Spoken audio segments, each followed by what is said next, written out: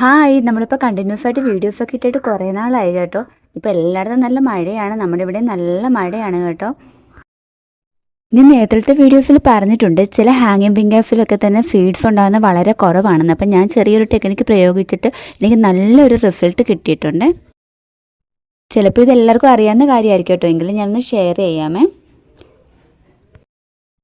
ഈ ഒരു പ്ലാന്റിൽ ഫീഡ് ഉണ്ടാകുന്ന വളരെ കുറവായിരുന്നു കേട്ടോ. ഞാനൊരു ടെക്നിക്ക് ചെയ്തതിന് ശേഷം എനിക്ക് നല്ലൊരു റിസൾട്ട് വന്നിട്ടുണ്ട് കേട്ടോ. നന്നായിട്ട് ഫീഡ് ഉണ്ടാകാൻ വേണ്ടി തുടങ്ങിയിട്ടുണ്ട്. നോക്കിക്കോ, നല്ല വലുപ്പമുള്ള ഫീഡ് തന്നെയാണ് കേട്ടോ എല്ലാത്തിലും ഉണ്ടായിരിക്കുന്നത്. നോർമലായിട്ട് പോളിനേഷൻ നടക്കാത്തത് കൊണ്ടായിരിക്കും കേട്ടോ ചിലപ്പോൾ ഇതിൽ സീഡ്സ് ഉണ്ടാകുന്നതിൻ്റെ എണ്ണം കുറയുന്നത്.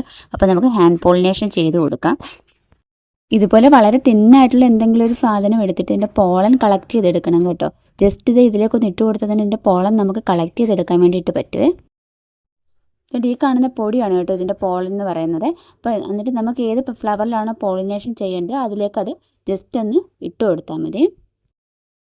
ഞാനിങ്ങനെ ചെയ്ത് കൊടുത്തിട്ട് എനിക്ക് നല്ലൊരു റിസൾട്ടാണ് കേട്ടോ കിട്ടിയിരിക്കുന്നത്. നന്നായിട്ട് ഫീഡുകളൊക്കെ ഉണ്ടായി വന്നിട്ടുണ്ട്.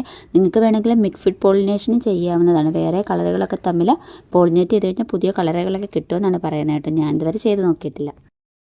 രാവിലെ ഒരു 7 മണി മുതൽ 9 മണി വരെയാണ് കേട്ടോ ഇത് ചെയ്യാൻ വേണ്ടിയിട്ട് നല്ലത്. അപ്പോൾ ഇത്രയുള്ള വീഡിയോ ഇഷ്ടപ്പെട്ട് കഴിഞ്ഞാൽ ഒന്ന് സപ്പോർട്ട് ചെയ്തേക്കണേ.